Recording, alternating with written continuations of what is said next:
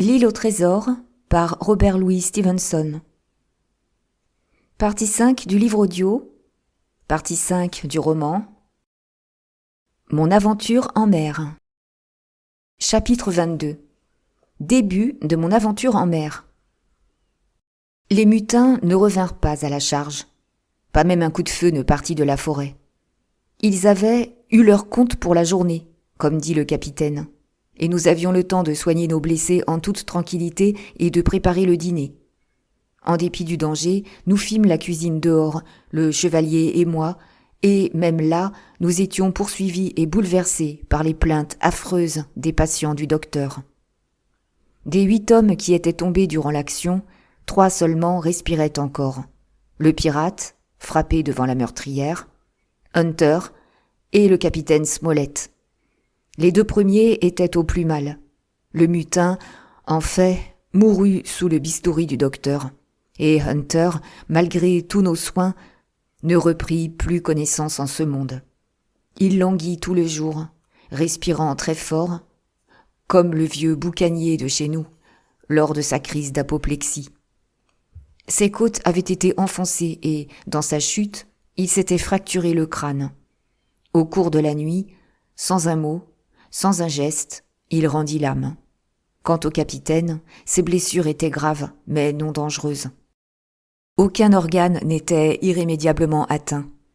La balle d'Anderson, car c'est Job qui avait tiré sur lui le premier, lui avait fracassé l'omoplate et avait touché un poumon, mais superficiellement. La seconde balle n'avait que déchiré et luxé quelques muscles du mollet. Il était sûr de guérir, estimait le docteur, mais pendant des semaines, il ne devrait ni marcher, ni remuer les bras, et parler le moins possible. Ma propre coupure sur les doigts n'était guère plus sérieuse qu'une piqûre d'insecte. Le docteur me mit un emplâtre et me tira les oreilles par-dessus le marché.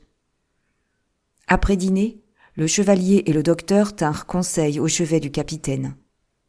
Quand ils estimèrent qu'ils en avaient assez dit, il était alors midi passé, le docteur prit son chapeau et ses pistolets, s'arma d'un coutelas, mit la carte dans sa poche et, un mousquet sur l'épaule, passa la palissade par le côté nord et s'enfonça rapidement sous les arbres. Gray et moi nous étions assis à l'extrémité du fortin pour ne pas entendre le conciliabule de nos chefs.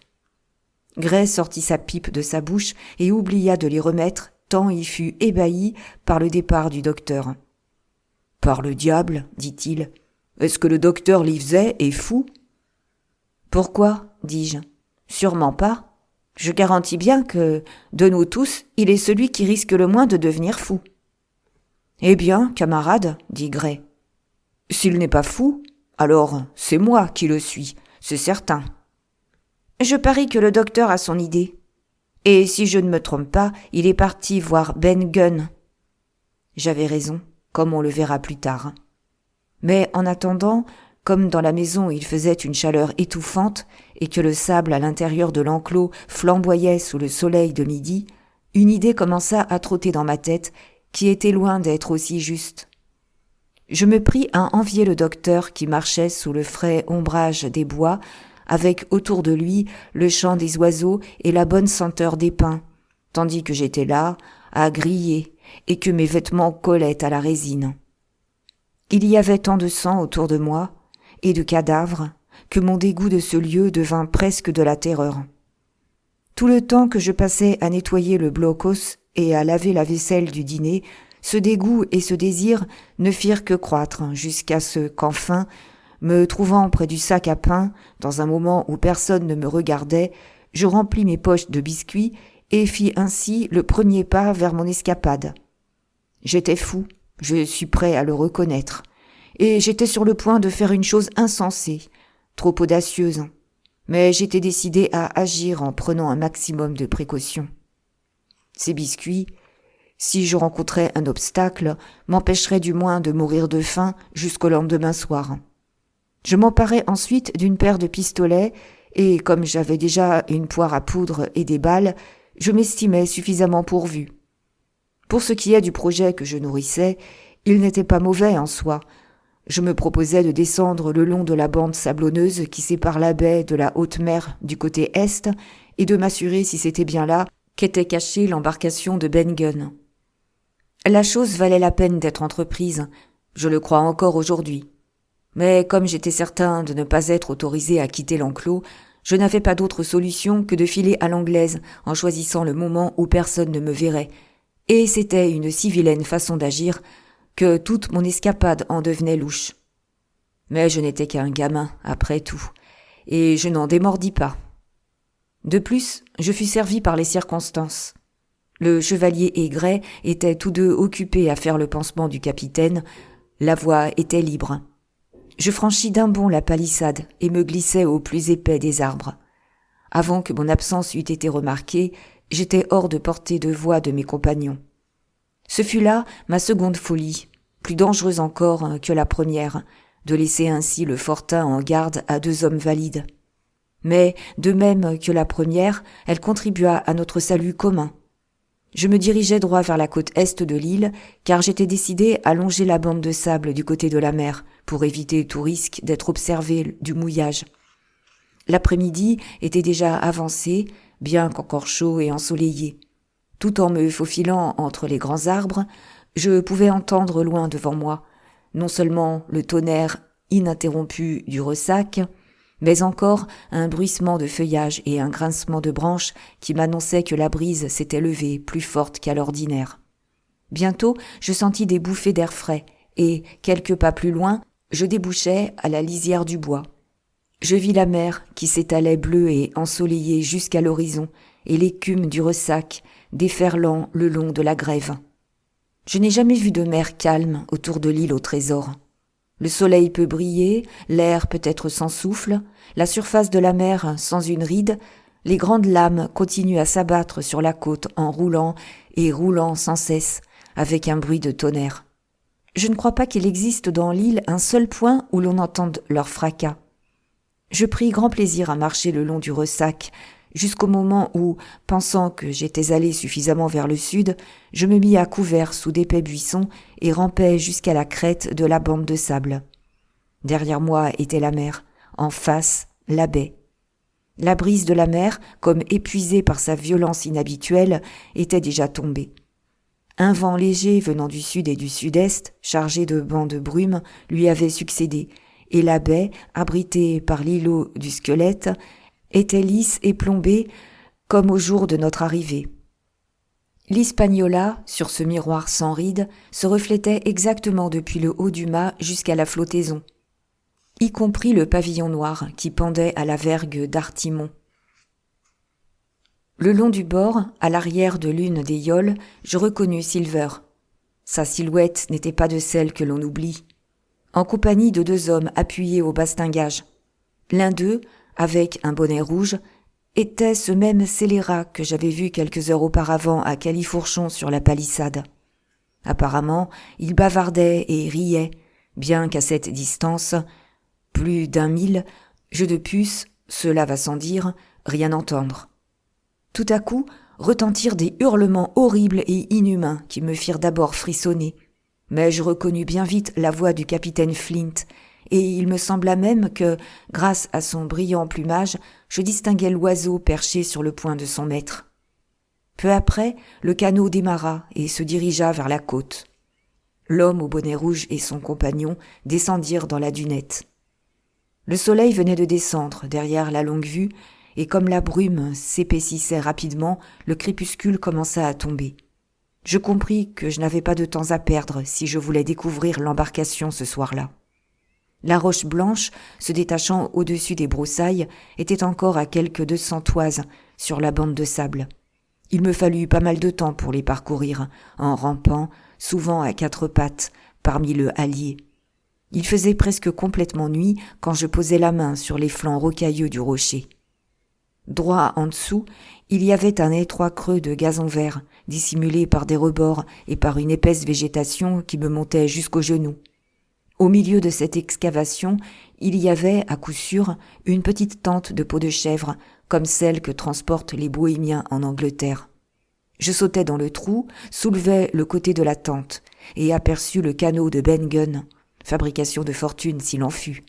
C'était une carcasse de bois brut, grossière et biscornue, tendue de peau de chèvre, le poil en dedans. Cette barque était minuscule, même pour moi, et je peux à peine imaginer qu'elle ait pu porter un adulte. Un banc très bas, formant une sorte de marchepied, était placé à l'avant, et une pagaie double servait de propulseur. Je n'avais pas alors vu de coracle, comme en fabriquaient les anciens Bretons, mais j'en ai vu depuis, et je ne peux vous donner une meilleure idée de ce qu'était le bateau de Ben Gunn qu'en vous disant qu'il était en tout point semblable au plus primitif des coracles qui sortirent jamais de main d'homme. Mais il en possédait certainement le principal avantage, car il était extrêmement léger et portatif.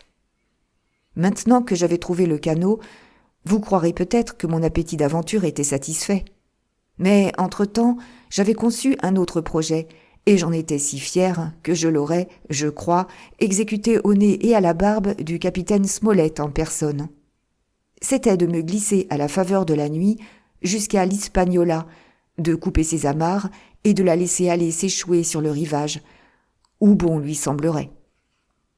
J'étais persuadé que les mutins, après leur échec du matin, ne désiraient rien tant que lever l'ancre et prendre le large.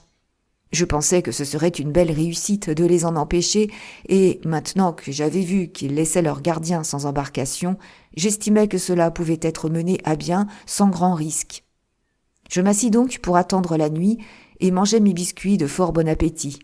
Cette nuit était entre mille la plus favorable à la réalisation de mon projet. Le brouillard enveloppait entièrement l'île et les dernières lueurs du jour avaient fait place à une obscurité absolue. Quand, finalement, je mis le coracle sur mon épaule et quittai en tâtonnant le creux où j'avais soupé, il n'y avait plus, dans tout le mouillage, que 2 points visibles. L'un d'eux, près du marécage, était le grand feu autour duquel les pirates vaincus se livraient à leur libation. L'autre, faible tache vacillante dans la nuit, m'indiquait la position de la goélette. Elle avait viré de bord avec la marée.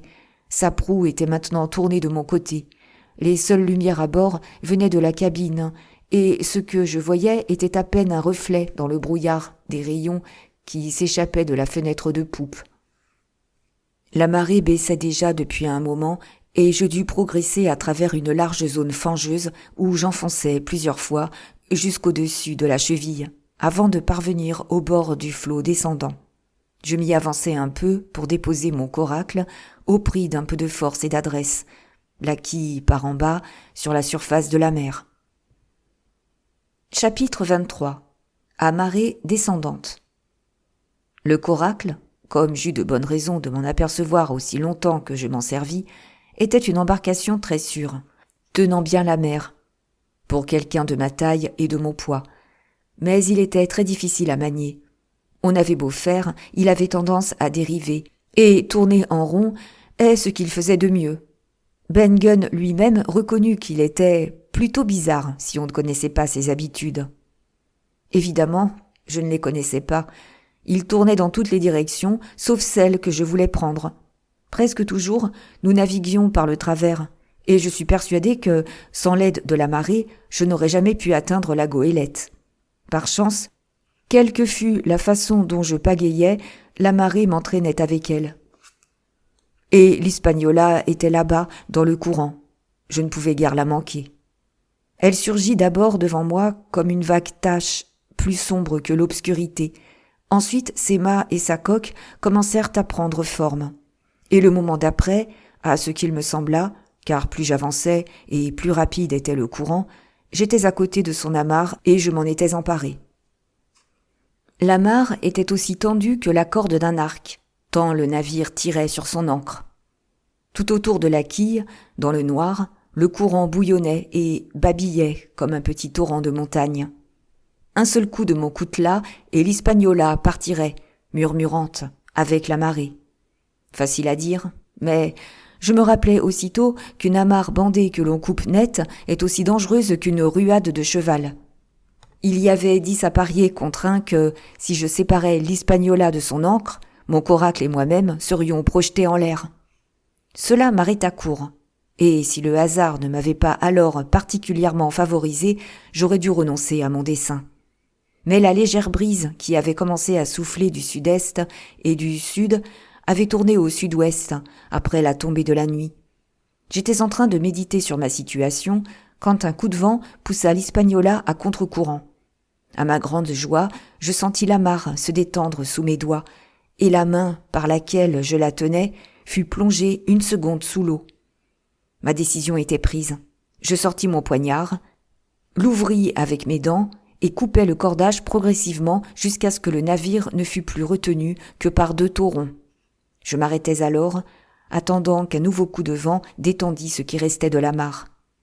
Pendant tout ce temps, j'avais entendu des voix bruyantes du côté de la cabine. Mais, pour dire la vérité, mon esprit était trop occupé pour que je puisse prêter une oreille attentive à ce qui se disait. Maintenant, je n'avais rien d'autre à faire que d'écouter. Je reconnus la voix du quartier-maître Israel Hans, qui avait été autrefois le canonnier de Flint. L'autre était, comme de juste, mon ami au bonnet rouge. Ils étaient évidemment ivres, et ils n'avaient pas fini de boire.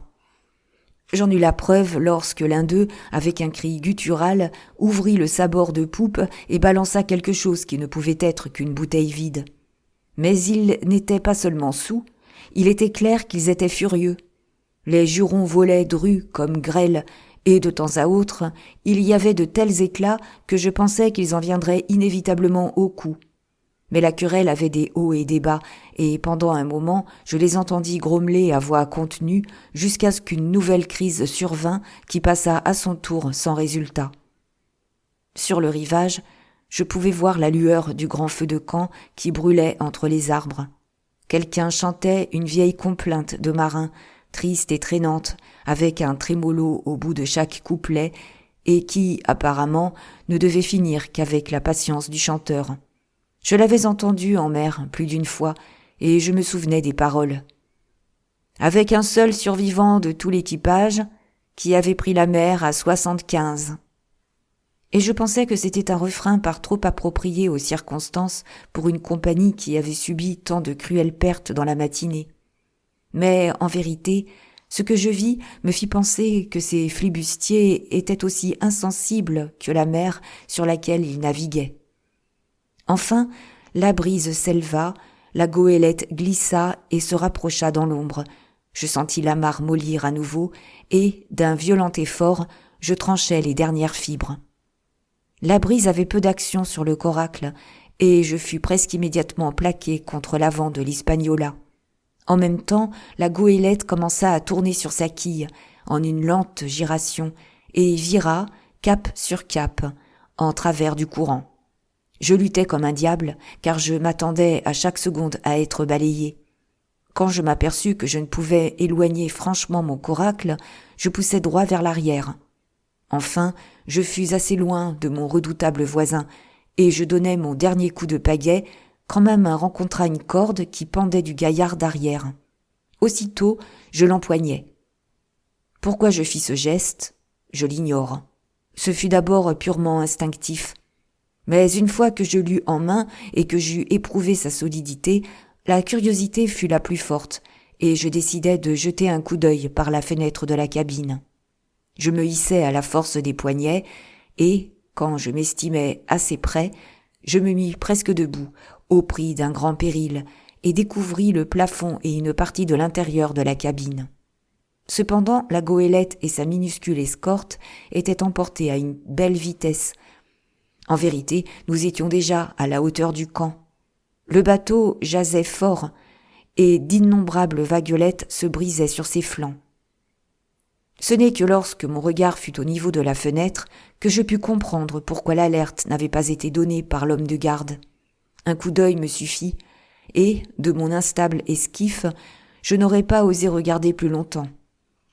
Hans et son compagnon étaient aux prises dans une lutte à mort, se serrant la gorge réciproquement. Je me laissai retomber sur le banc, juste à temps, car j'allais passer par-dessus bord. Je ne pus rien voir pendant les minutes qui suivirent que ces deux faces cramoisies et tordues par la colère, se balançant sous la lampe fumeuse. Je fermai les yeux pour me réaccoutumer aux ténèbres. Autour du feu de camp, l'interminable complainte avait enfin cessé, et toute la compagnie, pourtant réduite, avait entonné le refrain que je connaissais trop bien. Nous étions 15 sur le coffre à l'homme mort, yo ho ho, et une bouteille de rhum. La boisson et le diable ont emporté les autres. Yo ho ho, et une bouteille de rhum. J'étais justement en train de penser combien le diable et la boisson étaient occupés dans la cabine de l'Hispaniola, quand je fus surpris par un violent coup de roulis. À ce moment, mon coracle fit une violente embardée et sembla changer de direction. Sa vitesse avait aussi singulièrement augmenté. J'ouvris les yeux. Tout autour de moi, la mer était hérissée de 1000 petites crêtes bruissantes et légèrement phosphorescentes. À quelques brasses, l'Hispaniola elle-même, qui m'entraînait encore dans son sillage, semblait hésiter dans sa course, et je vis ses mâts osciller dans les ténèbres. En y regardant mieux, je m'assurais qu'elle aussi virait vers le sud. Je tournai la tête, et mon cœur bondit dans ma poitrine. Là, derrière moi, brillait la lueur du feu de camp. Le courant avait tourné à angle droit, emportant avec lui le grand bâtiment et le petit coracle bondissant. Toujours plus vite, avec un sifflement croissant, nous filions à travers la passe vers la haute mer. Soudain, la goélette, devant moi, bondit, virant presque de 20 degrés. Au même moment, des appels se succédèrent à bord. Je pus entendre les pas marteler la dunette et je compris que les deux ivrognes avaient interrompu leur querelle, enfin conscients du péril. Je me couchai à plat au fond de mon misérable esquif et recommandai mon âme à Dieu. Au bout de la passe, j'étais sûr d'aller me fracasser sur quelque brisant qui mettrait fin à tous mes malheurs. Et bien que je pusse, à la rigueur, supporter de mourir, je n'avais pas la force d'affronter mon destin à mesure qu'il approchait. Je restais probablement ainsi des heures, continuellement battu par les lames, inondé par les embruns, attendant la mort à chaque nouvelle plongée. Peu à peu, la fatigue me gagna. Un engourdissement, une sorte de torpeur m'envahirent au milieu de mes terreurs. Je sombrais dans le sommeil au fond de mon coracle ballotté par les flots, rêvant de mon pays et du vieil amiral Benbow. Chapitre 24. Le voyage du coracle. Il faisait grand jour quand je m'éveillai et me trouvais balancé au gré des flots à l'extrémité sud-ouest de l'île au trésor. Le soleil était levé, mais encore caché derrière l'énorme masse de la Longue-Vue qui, de ce côté, descendait presque à pic sur la mer. Le cap Is-la-Bouline et la colline du mât d'Artimon étaient tout proches. La montagne sombre et dénudée, la pointe entourée de falaises de 40 à 50 pieds de haut et bordée de gros blocs de rochers éboulés. J'étais à peine à un quart de mille de la côte, et ma première pensée fut de pagayer vers le rivage et d'aborder. Cette intention fut vite abandonnée. Parmi les rochers, les brisants rugissaient avec un bruit de tonnerre. Des gerbes d'écume jaillissaient et s'écroulaient l'une après l'autre, de seconde en seconde, et je compris que si je m'aventurais plus près, je serais fracassé contre cette côte sauvage, ou m'épuiserais vainement pour escalader ces rocs abrupts. Et ce n'était pas tout. Je vis, rampant en troupe sur les tables rocheuses ou se laissant tomber à la mer avec fracas, d'énormes monstres visqueux, limaces, semblait-il, d'une incroyable grosseur, par 2 ou 3 douzaines à la fois, faisant retentir les roches de leurs aboiements. J'ai su depuis que j'avais affaire à des lions de mer, et qu'ils étaient parfaitement inoffensifs. Mais leur aspect, joint à la difficulté d'aborder et à la violence du ressac, c'était plus que suffisant pour me dégoûter de cet endroit. J'aimais mieux mourir de faim en mer qu'affronter de tels périls. Cependant, j'avais devant moi une meilleure opportunité à ce qu'il me semblait. Au nord du cap Is-la-Bouline, sur une vaste étendue de côte, la marée basse découvrait une longue bande de sable jaune. Plus au nord se trouvait également un autre cap, le cap des Bois, d'après la carte, couvert de grands pins verts qui descendaient jusqu'à la mer.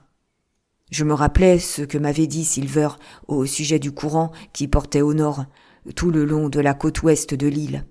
Et voyant, d'après ma position, que j'étais déjà sous son influence, je pris le parti de laisser le cap Is-la-Bouline derrière moi et de réserver mes forces pour tenter d'aborder sur le cap des Bois, d'aspect plus accueillant.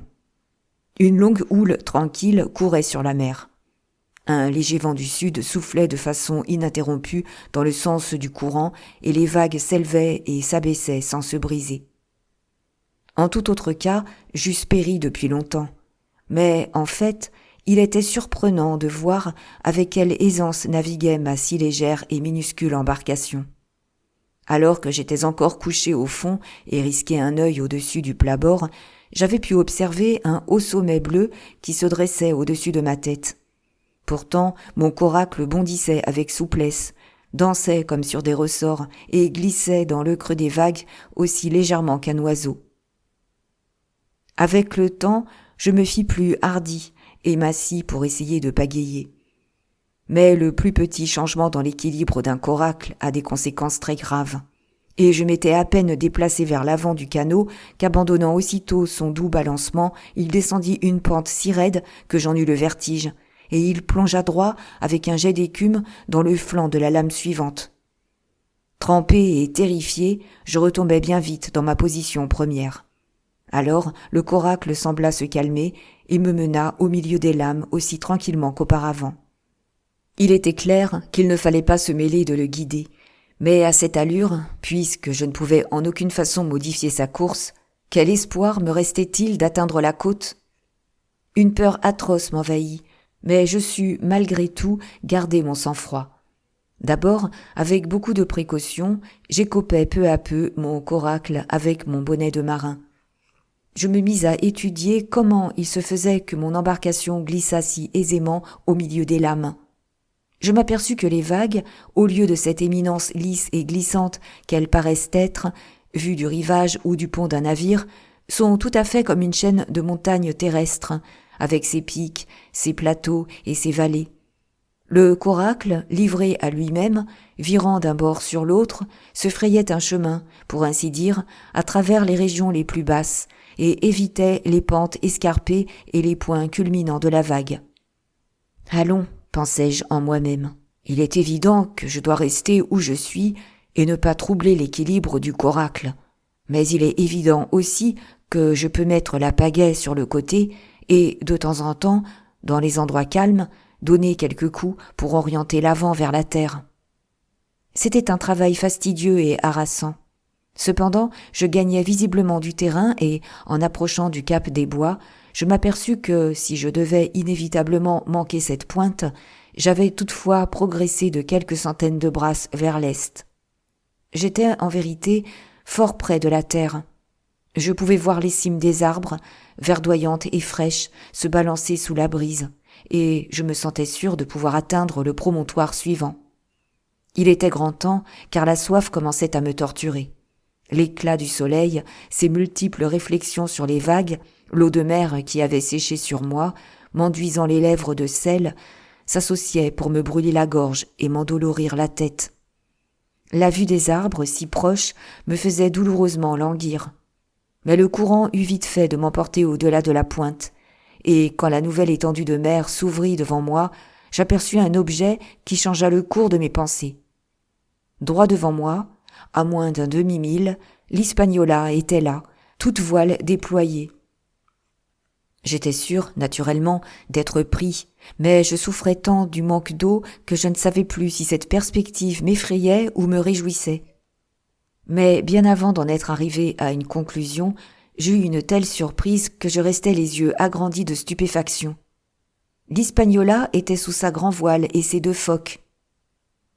Les merveilleuses voiles blanches brillaient au soleil comme de l'argent ou de la neige. Quand je l'avais aperçue, tout d'abord, ses voiles étaient gonflées. Elle allait en direction nord-ouest. Et je présumais que les hommes à bord voulaient contourner l'île et retourner à l'ancien mouillage. Maintenant, elle allait de plus en plus vers l'ouest. Je pensais donc qu'il m'avait repéré et qu'il venait sur moi. Finalement, pourtant, elle tomba en plein dans le lit du vent, fut rejetée en arrière et resta là un moment, inerte, avec ses voiles frémissantes. « Le maladroit, me dis-je, ils sont encore soûls comme des bourriques. » Et je pensais à la façon dont le capitaine Smollett les aurait secoués. Cependant, la goélette se redressa peu à peu, reprit une direction et fit voile rapidement pendant 1 ou 2 minutes. Puis se retrouva de nouveau au point mort, dans le lit du vent. Cette manœuvre se renouvela plusieurs fois, de droite à gauche, au nord, au sud, à l'est, à l'ouest. L'Hispaniola naviguait par à-coups et, à chaque fois, finissait, comme elle avait commencé, voile ballante. Il était clair que personne ne la gouvernait. Mais alors, où étaient les hommes ? Ils étaient ivres-morts ou ils avaient quitté le navire ? Je pensais donc que si je pouvais monter à bord, je pourrais peut-être rendre l'Hispaniola à son capitaine. Le courant chassait Coracle et Goélette à une même allure vers le sud. Mais cette dernière naviguait d'une façon si fantaisiste et si intermittente, restant si longtemps au point mort, qu'elle perdait du terrain plutôt qu'elle n'en gagnait. Si j'osais m'asseoir et pagayer, je la rattraperais à coup sûr. Ce projet avait un côté aventureux qui me plaisait, et la pensée de la caisse à eau, près de la dunette, redoublait mon courage. Je me dressai et fus accueilli aussitôt par un nuage d'embrun, mais cette fois je tins bon, et avec toute la force et la prudence dont j'étais capable, je pagayai à la poursuite de l'Hispaniola en dérive.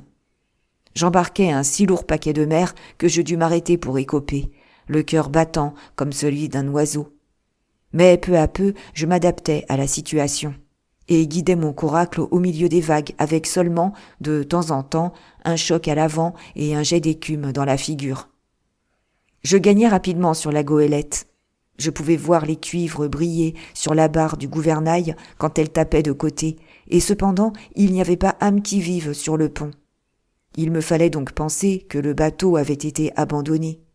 Sinon, les hommes devaient être couchés en bas, ivres-morts, et je pourrais peut-être les mettre hors d'état de nuire et disposer à ma guise du bâtiment. Depuis un bout de temps, la goélette se conduisait de façon fâcheuse pour moi. Elle avait le cap presque en plein sud sans cesser, bien entendu, de faire des embardées. Chaque fois qu'elle abattait, ses voiles se gonflaient en partie, ce qui la mettait de nouveau face au vent. J'ai dit que c'était ce qu'elle pouvait faire de plus fâcheux pour moi. En effet, impuissante comme elle l'était, ses voiles claquant comme un coup de canon, ses poulies roulant et se cognant sur le pont, elle continuait néanmoins à s'éloigner de moi, non seulement à cause de la rapidité du courant, mais aussi par l'effet de sa dérive, qui était considérable. Enfin, la chance me sourit. Pendant quelques secondes, la brise tomba presque complètement, et poussée peu à peu par le courant, l'Hispaniola vira de bord lentement et finit par me présenter sa poupe, avec la fenêtre de la cabine grande ouverte, par laquelle je voyais la lampe sur la table encore allumée en plein jour. La grand-voile pendait mollement comme un drapeau. Sans le courant, la goélette eût été immobile. Pendant ces derniers instants, j'avais perdu du terrain, mais maintenant, redoublant d'efforts, je commençais de nouveau à me rapprocher. Je n'étais pas à plus d'une 50aine de brasses quand il y eut un brusque coup de vent. Le navire vira de bord et bondit de nouveau, penché et rasant l'eau comme une hirondelle. Si ma première impulsion fut de désespoir, la seconde fut de joie. La goélette vint me présenter son travers, puis, continuant à tourner, elle couvrit la moitié, puis les 2/3, et enfin les 3/4 de la distance qui nous séparait. Je pouvais voir les vagues bouillonner sous l'étrave. Vue de mon petit coracle, elle semblait immense. Et alors, tout d'un coup, je commençai à comprendre. Je n'eus guère le temps de réfléchir, c'est à peine si j'eus celui de me sauver. J'étais au sommet d'une vague quand la goélette, dévalant la suivante, fondit sur moi. Le beaupré était juste au-dessus de ma tête. Je me levai d'un bond et sautai, envoyant le coracle sous l'eau. D'une main, j'attrapais le bout dehors du foc, tandis que mon pied se logeait entre la draille et le bras. Et comme j'étais là, cramponné, haletant, un coup sourd m'apprit que l'étrave de la goélette avait heurté et coulé le coracle, et que j'étais désormais sur l'Hispaniola, sans possibilité de retraite. Chapitre 25. J'amène le pavillon noir.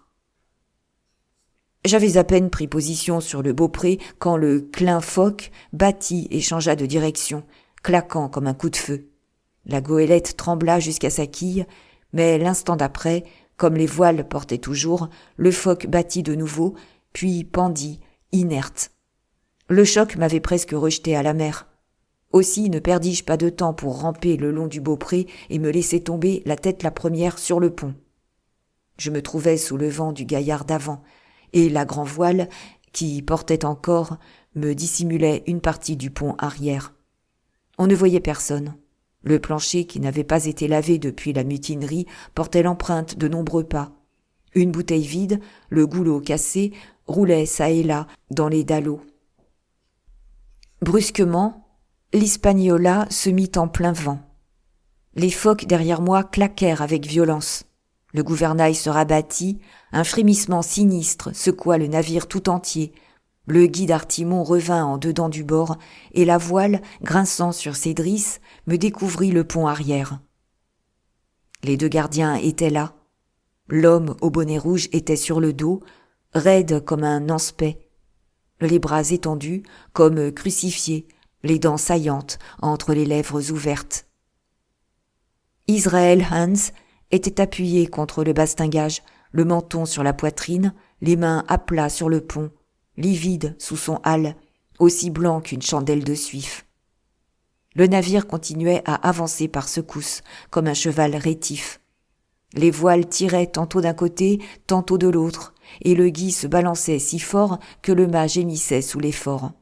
De temps à autre aussi, un nuage d'embrun passait par-dessus le bastingage, et l'avant du bateau frappait violemment la vague. Ce grand voilier était beaucoup plus instable que mon coracle primitif et mal taillé, maintenant au fond de l'eau.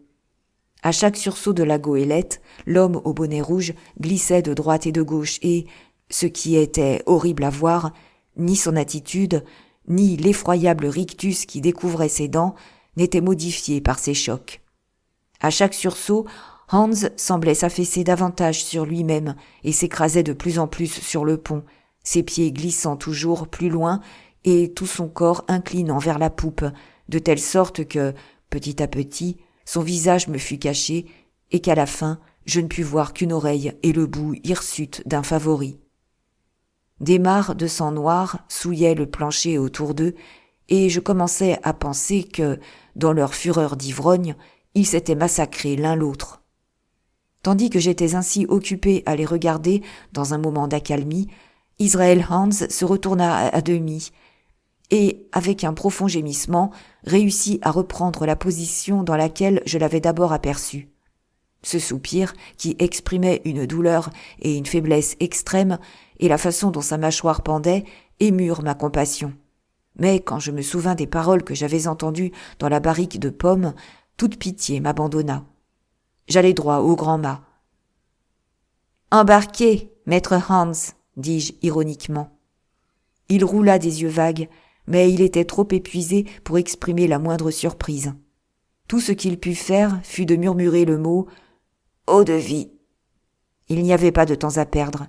Esquivant le gui qui balayait le pont, je courus à l'arrière et descendis par le capot d'échelle dans la cabine. Il y régnait un désordre difficile à imaginer. Tout ce qui fermait à clé avait été éventré pour chercher la carte. Le plancher était couvert de boue, car les bandits s'étaient installés là pour boire ou discuter après avoir pataugé dans le marais autour de leur camp. Les cloisons, autrefois peintes en blanc et ornées de dorures, étaient maculées de mains sales. Des douzaines de bouteilles vides s'entrechoquaient dans les coins, au roulis du navire. L'un des livres de médecine du docteur était ouvert sur la table. La moitié des feuilles avaient été arrachées pour allumer des pipes, j'imagine. Au milieu de tout cela, la lampe brûlait encore d'une lueur fumeuse et incertaine. J'allais dans le cellier, les tonneaux avaient disparu et les bouteilles, en nombre ahurissant, avaient été vidées et rejetées sur place. À coup sûr, depuis le commencement de la mutinerie, aucun des hommes n'avait pu être sobre. En fourrageant çà et là, je finis par découvrir une bouteille qui renfermait un peu d'eau-de-vie pour Hans. Et pour moi-même, des biscuits, des fruits en conserve, une grosse grappe de raisin et un morceau de fromage. Je remontais sur le pont, posais mes provisions derrière la tête du gouvernail et, évitant le quartier maître, j'allais à la citerne où je bus une longue et délicieuse rasade d'eau. Et alors, mais alors seulement, je donnai de l'eau-de-vie à Hans. Il en but bien un quart de pinte avant de retirer la bouteille de sa bouche. « Ah, tonnerre, j'en avais besoin !» fit-il. Assis dans mon coin, j'avais déjà commencé à manger. « Mal en point ?» demandai-je. Il grogna, ou plutôt, je devrais dire, Il aboya. « Si ce docteur était à bord, je serais guéri en un rien de temps. Mais, vois-tu, j'ai pas de veine, moi. Pour ce salaud, il est bien mort, oui, il l'est, ajouta-t-il en montrant l'homme au bonnet rouge. Ce n'était pas un marin. Et d'où diable sors-tu?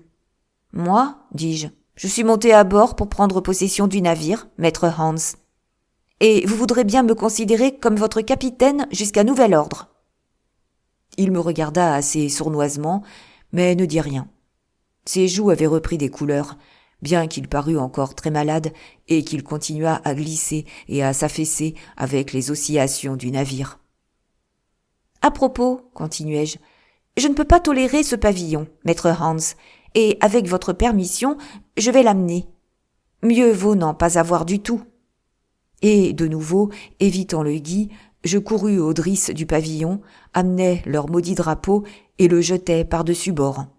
« Dieu protège le roi !» criai-je en agitant mon bonnet. « C'en est fini du capitaine Silver !»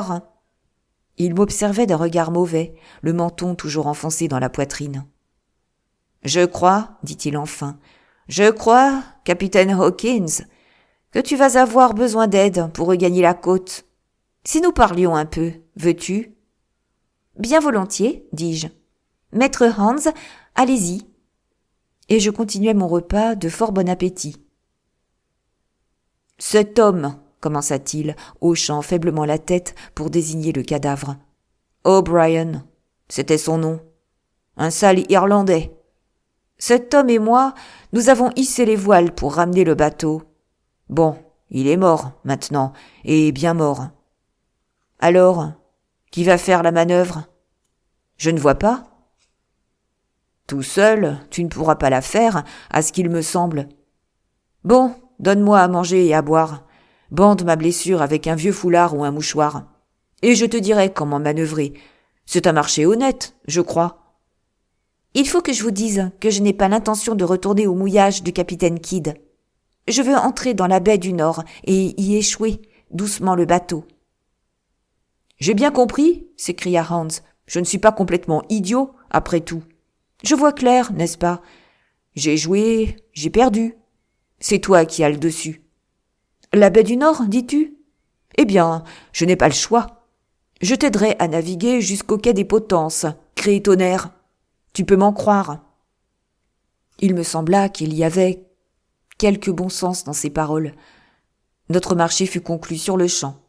3 minutes après, l'Hispaniola faisait voile le long de la côte de l'île au Trésor, avec bon espoir de contourner la pointe nord avant midi et de louvoyer jusqu'à la baie du Nord avant la marée haute, en sorte que nous pourrions nous échouer tranquillement et attendre que la marée nous permît de débarquer. Je calai alors la barre et descendis chercher dans mon coffre un fin mouchoir de soie que ma mère m'avait donné. Je m'en servis pour panser la large plaie saignante que Hans avait à la cuisse. Après qu'il eut mangé un peu et bu quelques gorgées d'eau-de-vie, il commença manifestement à se ressaisir, se tint plus droit, parla plus fort et plus net, et parut un tout autre homme. La brise nous servait admirablement. Nous glissions comme un oiseau, la côte défilait sous nos yeux, le paysage se renouvelait sans cesse.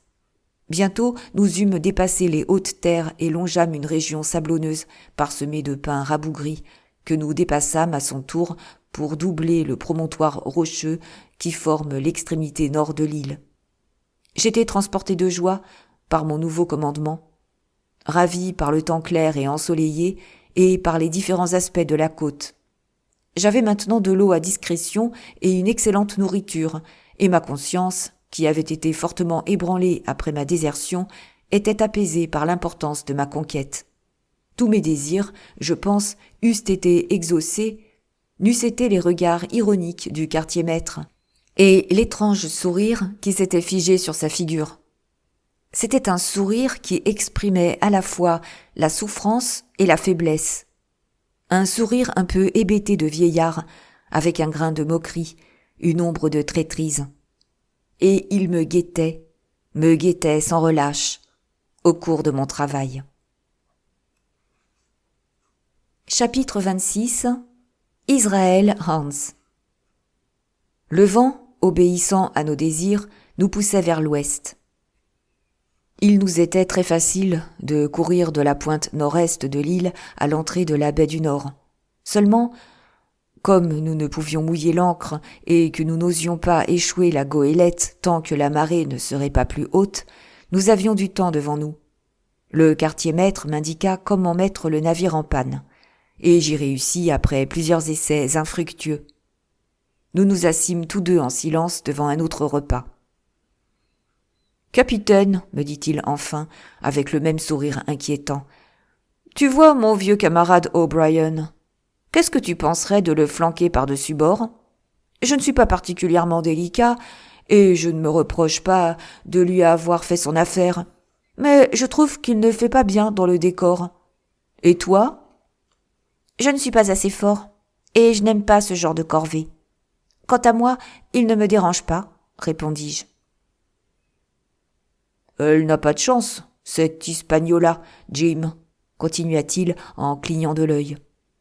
Il y a eu pas mal d'hommes tués à bord de cette Hispaniola. Un tas de malheureux marins ont disparu depuis que nous avons pris la mer à Bristol. Je n'ai jamais vu plus sinistre malchance, non. Il y avait cet O'Brien. Il est mort, n'est-ce pas ? Moi, je ne suis pas un savant, mais toi, tu sais lire et écrire. Alors, franchement, crois-tu qu'un homme meurt pour de bon et qu'il revient à la vie ? On peut tuer le corps, maître Hans, mais pas l'âme. Vous devez savoir ça, répondis-je. O'Brien est dans un autre monde, et peut-être qu'il nous regarde en ce moment. Ah, dit-il, quel malheur ! C'est comme si ça ne servait à rien de tuer le monde. Pourtant, les esprits n'ont pas grand pouvoir, d'après ce que j'ai vu. Je vais tenter ma chance contre les esprits, Jim. Et maintenant que tu m'as parlé franchement, Jim, tu serais gentil de descendre dans la cabine et d'aller me chercher une... Tonnerre, j'ai oublié le nom. Ah oui, va me chercher une bouteille de vin, Jim. Cette eau-de-vie est trop forte pour ma tête. L'hésitation du quartier-maître ne me parut pas naturelle. Quant à sa prétention de préférer le vin à l'eau-de-vie, je ne pouvais le croire. Toute cette histoire n'était qu'un prétexte. Il voulait que je quitte le pont, c'était évident. Mais pour quelle raison ? C'est ce que je ne pouvais imaginer. Il ne me regardait jamais en face. Ses yeux erraient çà et là, tantôt vers le ciel, tantôt sur le cadavre d'O'Brien. Il gardait constamment le sourire, en tirant la langue d'un air si embarrassé et coupable qu'un enfant aurait dit qu'il méditait quelque traîtrise. Ma réponse fut néanmoins immédiate, car je vis où était mon avantage, et qu'avec un individu aussi stupide, il m'était facile de dissimuler mes soupçons jusqu'au bout. « Du vin, dis-je. C'est bien meilleur. Du blanc ou du rouge ? » « Oh, tu sais, camarade, dit-il, c'est du pareil au même pour moi. L'essentiel, c'est qu'il soit fort et qu'il y en ait beaucoup. »« Très bien, répondis-je. Je vais vous apporter du Porto, maître Hans. Mais il va falloir que je cherche. » Là-dessus, je dégringolai l'échelle à grand bruit, enlevai mes chaussures, courus doucement le long de la coursive, montai l'échelle du gaillard d'avant et passai la tête par la dunette. Je savais qu'il ne s'attendrait pas à me voir là, mais malgré tout, je pris toutes les précautions possibles. Et mes pires soupçons se virent confirmés. Hans s'était dressé sur les mains et les genoux, et bien que sa jambe lui fît joliment mal quand il remuait, car je pouvais l'entendre grogner et souffler, il eut vite fait de traverser le pont. En une demi-minute, il eut atteint les dallots de bâbord et sortit d'un rouleau de cordage un long couteau, ou plutôt un court poignard teinté de sang jusqu'à la garde. Il regarda un instant, avançant sa mâchoire inférieure, essaya la pointe sur sa main et ensuite enfouit l'arme sous sa vareuse et retourna à sa position première contre le bastingage. C'était tout ce que je voulais savoir. Israël pouvait se déplacer. Il était armé, et s'il s'était donné tant de peine pour m'éloigner, c'est tout simplement que j'étais son éventuelle victime. Ce qu'il ferait ensuite, c'est plus que je ne pouvais dire. Peut-être envisageait-il de ramper à travers l'île de la baie du Nord jusqu'au camp dans le Marais, ou encore de tirer le canon dans l'espoir que ses camarades viendraient à son secours. Pourtant, j'étais sûr de pouvoir lui faire confiance sur un point. le sort de la goélette qui était notre intérêt commun. Nous désirions tous deux échouer en un lieu abrité, de façon qu'au moment voulu, nous pussions la remettre à flot sans trop d'efforts ni de risques. Et tant que cela ne serait pas fait, je considérais que ma vie n'était pas en danger. Pendant que je réfléchissais ainsi, je n'étais pas resté inactif. J'étais retourné à la cabine, j'avais remis mes chaussures et pris une bouteille de vin au hasard. Après quoi, je fis ma réapparition sur le pont. Hans gisait dans la position où je l'avais laissé, roulé sur lui-même, les paupières closes comme si ses yeux étaient trop faibles pour supporter la lumière. Il éleva néanmoins à mon arrivée et brisa le goulot de la bouteille comme un homme qui n'en est pas à son coup d'essai. Il avala une bonne lampée en portant sa santé favorite. « À notre bonne chance !» Ensuite, il resta tranquille un moment, puis tira un rôle de tabac, me demanda de lui couper une chique. « Coupe-moi un bout de ça, me dit-il. Je n'ai pas de couteau, et même si j'en avais un, je n'aurais pas assez de force. Ah, Jim, j'ai bien manqué la marée. Coupe-moi une chique, ce sera probablement la dernière, car je ne suis pas loin du grand départ, je le sais. » « Entendu, dis-je, je vais vous couper du tabac. Mais si j'étais vous, et si je me sentais en si mauvais état, je dirais mes prières comme un chrétien. »« Et pourquoi ?» fit-il. « Dis-moi pourquoi. »« Pourquoi ?» m'écriai-je. « Vous me demandiez tout à l'heure ce que devenaient les morts. Vous avez renié votre parole, vous avez vécu dans le mensonge, le péché et le sang. En ce moment même, il y a, à vos pieds, un homme que vous avez tué. Et vous me demandez pourquoi ? Pour que Dieu vous pardonne, maître Hans.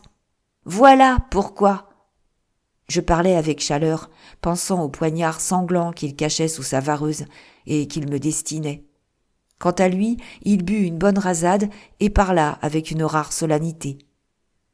« Pendant 30 ans, dit-il, j'ai sillonné les mers, j'ai vu du bon et du mauvais, du meilleur et du pire, du beau temps et de la tempête. J'ai vu les provisions épuisées, les couteaux tirés et tout ce qui s'ensuit. Eh bien, je te le dis, je n'ai encore rien vu de bien sortir de la bonté. Celui qui frappe le premier a raison. Les morts ne mordent pas. C'est mon point de vue. Amen, ainsi soit-il. Et maintenant, écoute-moi, ajouta-t-il brusquement en changeant de ton. En voilà assez de ces bêtises. La marée est assez haute. Tu vas obéir à mes ordres, capitaine Hawkins. Nous allons naviguer droit et en finir. Tout compte fait, il nous restait à peine 2 milles à parcourir. Mais la navigation était délicate. L'entrée de ce mouillage nord n'était pas seulement étroite et peu profonde, mais encore orientée d'est en ouest, en sorte que la goélette devait être joliment bien manœuvrée. Je pense que je fus un bon et prompt sous-ordre et que Hans était un excellent pilote, car nous naviguâmes en rasant les bancs de sable avec une sûreté et une précision qui faisaient plaisir à voir. À peine avions-nous passé l'entrée du goulet que la terre nous entoura de tous côtés. Les rivages de la baie du Nord étaient aussi boisés que ceux du mouillage sud, mais elle était de forme plus étroite et allongée et ressemblait davantage à un estuaire, ce qu'elle était en effet. Droit devant nous, à l'extrémité sud, nous aperçûmes la carcasse d'un navire naufragé en complet délabrement. Jadis un grand 3-mâts, il avait été exposé si longtemps aux intempéries qu'il était envahi par un réseau d'algues et que, sur le pont, des buissons, actuellement couverts de fleurs, avaient pris racine. C'était un triste spectacle, mais aussi une preuve de la tranquillité du mouillage.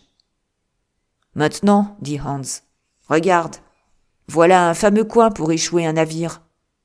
Du beau sable fin, sans une ride, des arbres tout autour et des fleurs poussant comme dans un jardin sur ce vieux bateau.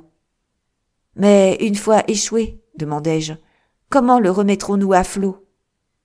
Eh bien, voilà, tu emportes une amarre à terre, à marée basse, tu l'enroules autour d'un des gros pins, tu la ramènes, tu l'enroules autour du cabestan et tu attends le flot. À marée haute, tout le monde tire sur l'amarre et le navire repart doux comme un mouton. Et maintenant, mon garçon, fais attention. Nous approchons du but. Mais il y a trop de jeu. Tribord un peu. Bien. Attention, tribord. Bâbord un peu. tout droit, tout droit !»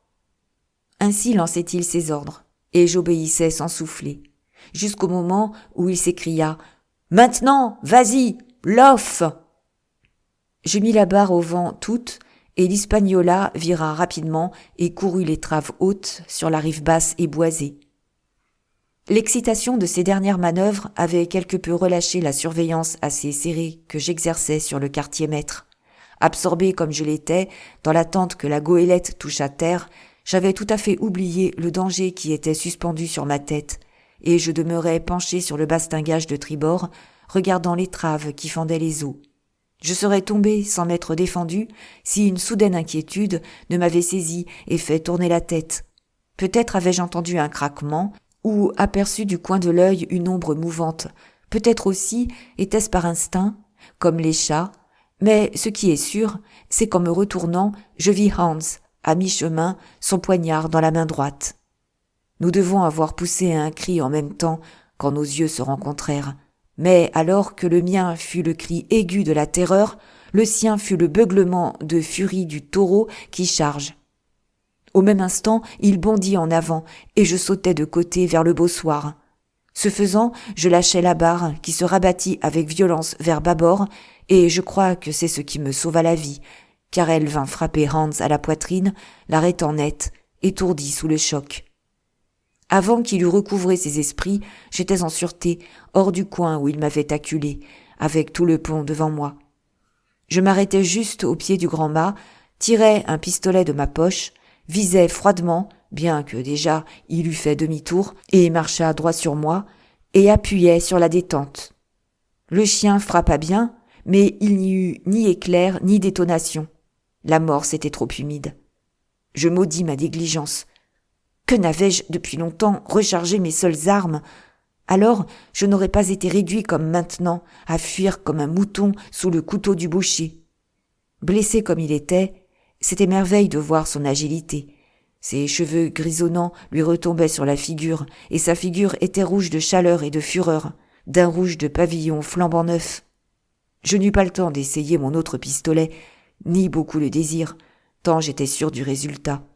Il m'apparut clairement que je ne devais pas seulement reculer devant lui, sinon il aurait vite fait de m'acculer à l'avant, comme il avait failli m'acculer à l'arrière. Une fois pris, 9 ou 10 pouces du poignard teinté de sang marqueraient la fin de mes aventures de ce côté de l'éternité. Je plaquai mes mains contre le grand mât qui était d'une bonne grosseur et attendis, les nerfs tendus. Voyant que j'avais l'intention de m'esquiver, il fit une pause, et un instant se passa aux feintes de sa part et en mouvements correspondants de la mienne. Enfant, je m'étais bien souvent amusé à ce jeu parmi les rochers de la crique du Mont Noir, mais, on peut m'en croire, jamais mon cœur n'avait battu aussi violemment. Pourtant, comme je l'ai dit, c'était un jeu d'enfant, et je pensais que, contre un marin déjà âgé et blessé à la cuisse, j'avais ma chance. En vérité, mon courage était revenu, et je me permis d'envisager ce que serait la fin de l'affaire. Je vis clairement que je pouvais en retarder longtemps l'issue, mais je ne voyais nul espoir de salut définitif. Les choses en étaient là, quand, tout à coup, l'Hispaniola toucha le fond, frémit, racla le sable, puis, d'un seul coup, chavira sur bâbord, de telle sorte que le pont se trouva incliné à 45 degrés, et qu'une trombe d'eau jaillit par les écoutilles, formant un lac entre le pont et le bastingage. Nous culbutâmes tous deux en une seconde, et roulâmes presque ensemble dans les dallots, suivis par l'homme au bonnet rouge, dont les bras étaient restés écartés et qui tomba sur nous. Nous étions si près, en vérité, que ma tête alla heurter le pied du quartier-maître avec un choc qui me fit grincer des dents. En dépit du coup, je fus le premier sur pied, car Hans était aux prises avec le cadavre. La soudaine inclinaison du navire interdisait toute poursuite sur le pont. Il me fallait trouver quelque autre moyen de me dérober, et cela sur le champ, car mon ennemi pouvait presque me toucher. En un éclair, je bondis dans les haubans d'artimon, grimpai à la force du poignet, et ne repris haleine qu'une fois établi sur les barres du perroquet. Ma promptitude m'avait sauvé. Le poignard s'était fiché à moins d'un demi-pied au-dessous de moi. Israel Hans resta là, bouche bée, la figure levée vers moi, parfaite statue de la surprise et du désappointement. Maintenant que j'avais un moment à moi, j'en profitais pour changer de l'amorce de mon pistolet, et ensuite, sûr d'avoir une arme à ma disposition, je n'hésitais pas à décharger mon second pistolet et à le recharger. Ma nouvelle occupation frappa Hans de stupeur. Il commençait à comprendre que la chance avait tourné. Après une hésitation évidente, il se mit à grimper dans les haubans, péniblement et lentement, le poignard entre les dents. La jambe blessée qu'il traînait derrière lui coûta beaucoup d'efforts et de gémissements. J'avais fini mes préparatifs, qu'il n'avait pas encore dépassé le tiers du trajet. Alors, un pistolet dans chaque main, je l'interpellai. « Encore un pas, maître Hans, et je vous brûle la cervelle. Les morts ne mordent pas, vous le savez, dis-je avec un ricanement. » Il s'arrêta aussitôt. Je vis au jeu de sa physionomie qu'il essayait de penser, et c'était si lent, si laborieux, que, dans ma sécurité recouvrée, je pus rire franchement. Enfin, après avoir avalé sa salive une ou deux fois, il parla, conservant sur le visage la même expression de perplexité. Pour parler, il dut retirer le poignard de sa bouche, mais en dehors de ça, il ne bougea pas. « Jim, dit-il, nous avons mal joué, toi et moi, et nous allons signer la paix. Je t'aurais eu sans ce nouveau coup, mais je n'ai pas de veine, non, et je reconnais que je suis vaincu, et c'est dur, tu comprends, pour un vieux marin, d'avoir à se soumettre à un moussaillon comme toi, Jim. » Je buvais ces paroles et souriais, aussi orgueilleux qu'un coq perché sur un mur, quand, d'un seul coup, sa main droite se détendit par-dessus son épaule. Quelque chose siffla comme une flèche dans l'air. Je sentis un choc et une douleur aiguë, et me trouvai cloué au mât par l'épaule. Dans l'excès de la douleur et la surprise du moment, je peux à peine dire que ce fut volontaire, et ce fut certainement sans avoir visé, mes deux pistolets partirent en même temps et s'échappèrent de mes mains. Ils ne tombèrent pas seuls. Avec un cri étouffé, le quartier-maître lâcha les haubans et plongea dans l'eau, la tête la première. Chapitre 27. Pièce de 8. Vu la bande que donnait le navire, les mâts penchaient en grande partie au-dessus de l'eau et, de mon perchoir, sur les barres du perroquet, je n'avais au-dessous de moi que la surface de la baie. Hans, qui était grimpé moins haut, se trouvait par conséquent plus près du bateau, et il tomba entre moi et le bastingage. Une seule fois, il remonta sur l'eau dans un tourbillon d'écume et de sang, et ensuite coula à nouveau pour ne plus jamais reparaître. Quand l'eau eut retrouvé sa limpidité, je pus le voir recroquevillé sur le sable fin et clair dans l'ombre du navire. 2 ou 3 poissons frôlèrent son corps. Parfois, à cause des ondulations de l'eau, il avait l'air de remuer un peu, comme s'il essayait de se lever. Mais il était bien mort, à la fois percé de balles et noyé, et son corps ne serait plus jamais bon qu'à nourrir les poissons, à l'endroit même où il avait projeté de me tuer. Je ne fus pas aussitôt certain de cette réalité que je commençais à me sentir malade d'épuisement et d'horreur. Le sang coulait à flots dans mon dos et sur ma poitrine. Le poignard, à l'endroit où il m'avait transpercé pour me piquer au mât, me brûlait comme un fer rouge. Néanmoins, ces réelles souffrances n'étaient pas ce qui me torturait, car il me semblait que je pouvais les supporter sans gémir. J'étais horrifié à l'idée que j'allais être pris de vertige et tomber des bancs du perroquet dans cette eau verte et immobile à côté du cadavre du quartier-maître.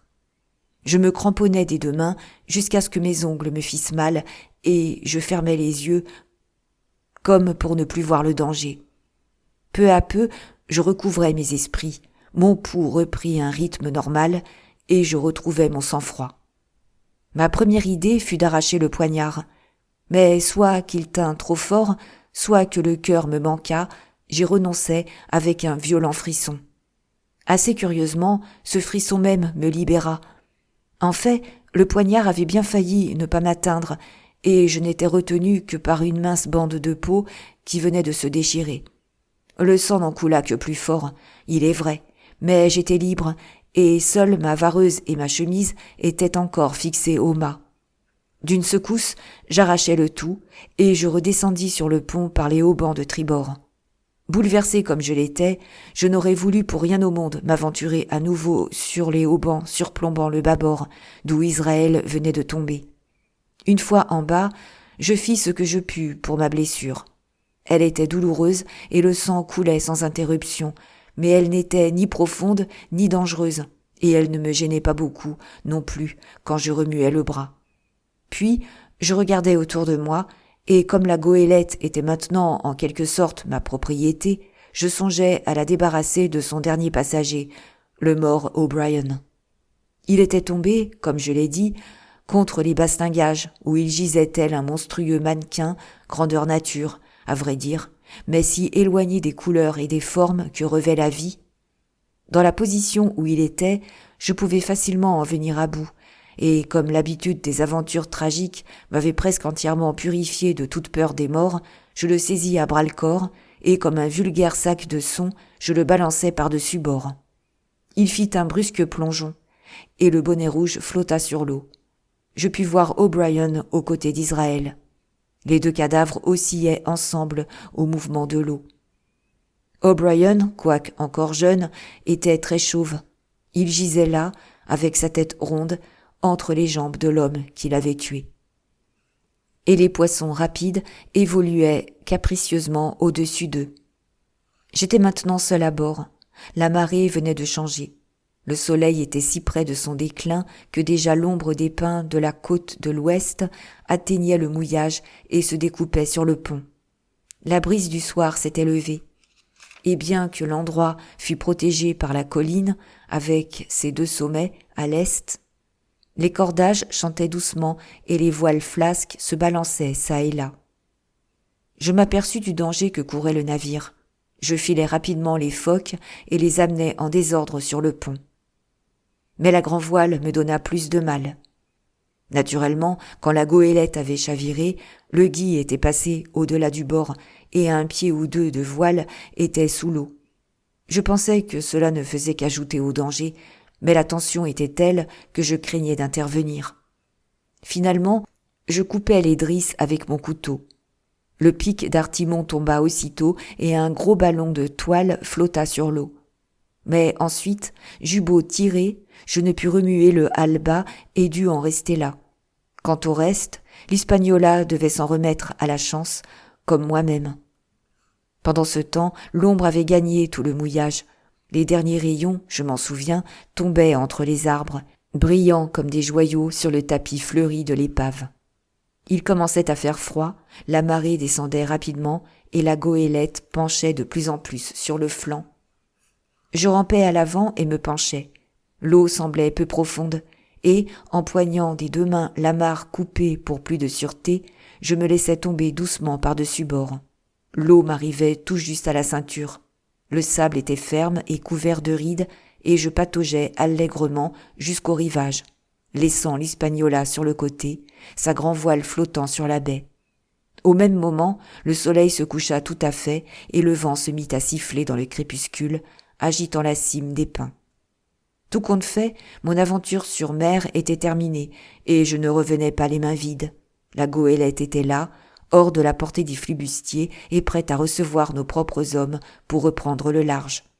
Je n'avais rien de plus pressé à faire que de retourner au fortin pour me vanter de mes succès.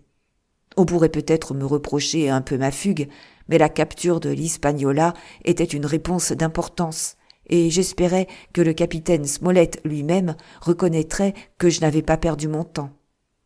Mis en bonne humeur par cette idée, je cherchais le chemin du fortin et de mes compagnons.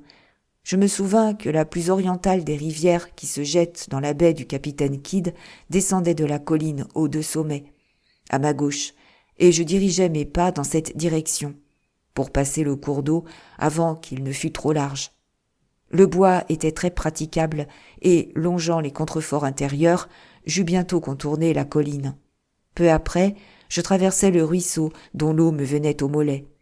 Cela me conduisit dans le voisinage de l'endroit où j'avais rencontré Ben Gunn, le maron. Et je marchais avec plus de circonspection, me gardant de tous côtés.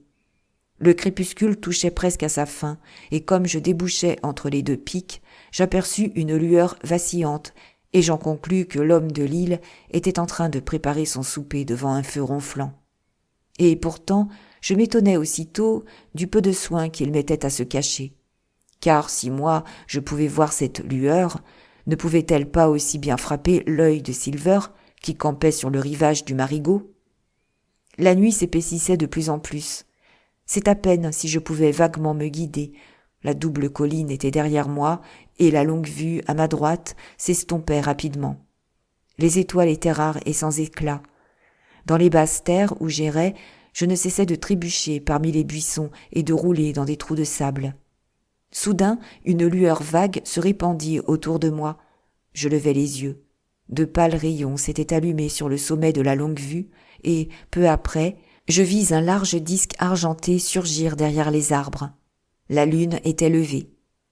Guidé par cette lumière, j'activai la fin de mon voyage, et tantôt marchant, tantôt courant, toujours impatient, je me rapprochais du fortin. Cependant, comme je traversais le bois qui lui fait face, je fus assez prudent pour ralentir le pas. Me faire tuer par erreur par mes propres amis eût été une piètre fin à mes aventures.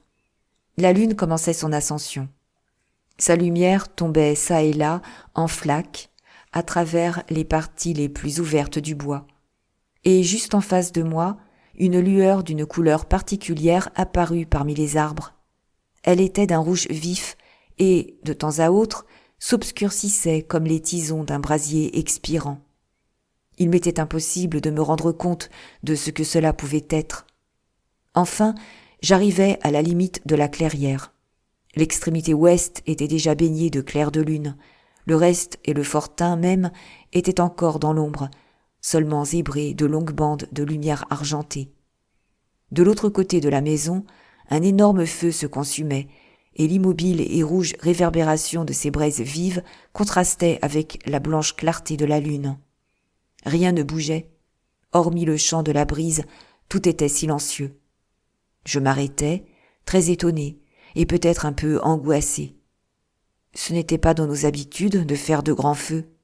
Les ordres du capitaine étaient, au contraire, de ménager le bois à brûler. Et je commençais à craindre qu'un malheur ne fût arrivé en mon absence.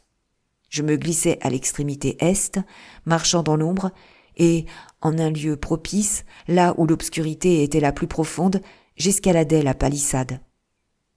Pour plus de sécurité, je progressais à quatre pattes et rampais sans bruit vers l'angle de la maison. Soudain, j'éprouvais un grand soulagement.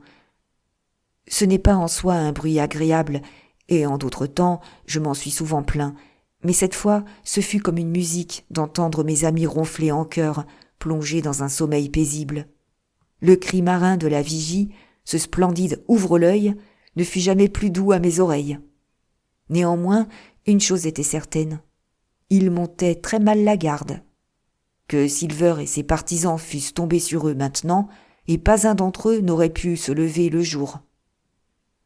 Voilà ce que c'est, pensai-je, d'avoir un capitaine blessé. Et je me blâmais à nouveau pour les avoir abandonnés lorsqu'ils étaient déjà si peu nombreux. Cependant, j'étais arrivé à la porte. Tout était sombre à l'intérieur, et je ne pouvais rien distinguer. Quant au bruit, il y avait le ronflement régulier des dormeurs, et comme un bruissement et des petits coups secs, parfaitement inexplicables pour moi. Les bras en avant, je m'avançai à l'intérieur, avec l'intention d'aller me coucher à ma place et de bien m'amuser, j'en riais d'avance en silence, à voir leur figure quand ils me découvriraient au matin. Mon pied heurta quelque chose qui y plia, c'était la jambe d'un dormeur. Il se retourna en grognant, mais sans se réveiller. Et alors, tout à coup, une voix stridente éclata dans les ténèbres. « Pièce de 8 ! Pièce de 8 ! Pièce de 8 ! Pièce de 8 ! Pièce de 8 !» Et ainsi de suite, sans arrêt ni changement, comme un cliquet de moulin. Le perroquet vert de Silver, capitaine Flint. C'était lui que j'avais entendu becqueter une écorce. C'était lui qui montait la garde, mieux que quiconque, et qui annonçait mon arrivée par son éternelle rengaine. Je n'eus pas le temps de me ressaisir. Au cri aigu du perroquet, les dormeurs s'étaient éveillés et avaient bondi. Avec un affreux juron, la voix de Silver retentit. « Qui va là ?» Je voulus fuir. Je me heurtais violemment contre quelqu'un. Je reculai et tombais dans les bras d'un second individu qui les referma solidement et me tint serré. « Apporte une torche, Dick !» ordonna Silver, quand ma capture fut ainsi assurée. Et l'un des hommes sortit de la maison pour revenir presque aussitôt avec un brandon enflammé. Merci d'avoir écouté. À demain pour un nouveau chapitre. N'oubliez pas de vous abonner pour ne manquer aucun épisode. Si vous souhaitez promouvoir cette chaîne, vous pouvez aussi liker, mettre un commentaire et partager.